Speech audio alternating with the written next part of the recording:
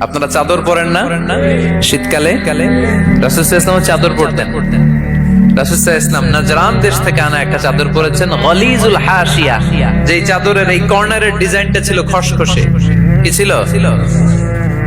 হঠাৎ এক বেদুইন এসে রাসূল সাল্লাল্লাহু আলাইহি ওয়াসাল্লামের চাদর ধরে টান দিল। টান দেওয়ার সাথে সাথে রাসূল সাল্লাল্লাহু আলাইহি ওয়াসাল্লামের ঘাড়ের এই চামড়া ছিঁড়ে গেল। এই খসখসে যেহেতু ডিজাইন চাদরের, এই খসখসে ডিজাইন ঘাড় আর কাঁধের এখানে যখন টান খেলো, ওই খসখসে ডিজাইনের দাগ বসে গেল, রাসূলের চামড়া ছিঁড়ে গেল ঘাড়ে। সে টান দিয়ে বলে, ইয়া মুহাম্মদ মুরলি মিন মালিল্লাহ।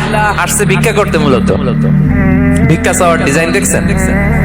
যার কাছে ভিক্ষা চাবে চাদর ধরে টান টান এসে বলে, বেদুইন তাদের মধ্যে সভ্যতা ছিল না। ইয়া মুহাম্মদ, ও মুহাম্মদ মুরলি মিন মালিল্লাহ, ও মুহাম্মদ আমার খাওয়ার মতো টাকা নাই, তুমি আদেশ করো বাইতুল মাল থেকে যেন আমারে কিছু টাকা দেয়। আসছে ভিক্ষা করতে।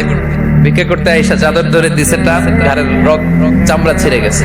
রাসূল সাল্লাল্লাহু আলাইহি ওয়াসাল্লাম ব্যথা পেয়েছেন। ফালতাফাতা ইলাইহি রাসূলুল্লাহ, আল্লাহ রাসূল সাল্লাল্লাহু আলাইহি ওয়াসাল্লাম তার দিকে তাকালেন, তাকিয়ে ফাদাহিক একটা মুচকি হাসি দিলেন।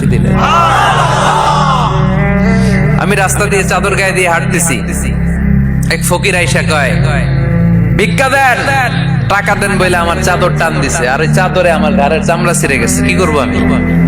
আপনি কি করবেন? হ্যাঁ, কোনি? আচ্ছা, তা আমরা ঠিকই ওরে ধরে মাইর দিতাম, তাই না? আজকে ওর একদিনকে আমার একদিন বর্তা বানায় ফেলতাম ওরে পিটায় রাগের চোটে, ঠিক কিনা? আল্লাহ রাসূল সাল্লাল্লাহু আলাইহি ওয়াসাল্লাম try to think about it, try to ponder on the story. এই moral of the story কি? রাসূল সাল্লাল্লাহু আলাইহি ওয়াসাল্লামের প্রফেটিক স্টোরি থেকে আপনাকে ভাবতে হবে। ভিক্ষা করতে এসে চাদর ধরে টান দিয়ে ঘাড়ের চামড়া ছিঁড়ে ফেলেছে, রাসূল তাকিয়ে মুচকি হাসি দিলেন। মুচকি হাসি দিয়ে বললেন, যাও বাইতুল মাল থেকে কিছু সম্পদ ধরে দিয়ে দাও। কি নবী ছিলেন! তার মানে উনার গায়ে যত আঘাতই আসতো কখনো উনি রাখতেন, তবে মাঝে মাঝে রাখতেন। যদি আল্লাহর বিধান লঙ্ঘিত হতো তখন বিশ্বনবী রেগে যেতেন। আল্লাহর জমিনে আল্লাহর বিধান লঙ্ঘিত হলে এই লোকটা রেগে যেতেন, প্রিয় নবী তখন সহ্য করতেন না। এক সাহাবী এসে বললেন, ইয়া রাসূলুল্লাহ, এমন ইমাম পাঠিয়েছেন আমাদের এলাকায়, বড় বড় সূরা দিয়ে নামাজ পড়ায়, এত বড় সূরা দিয়ে পড়ে, তার পিছনে দাঁড়িয়ে থাকার ক্ষমতা আমার নাই। এই কথা শুনে বিশ্বনবী রেগে গেলেন, কারণ ইসলামের বিধান এখানে লঙ্ঘিত হচ্ছে, ঠিক কিনা?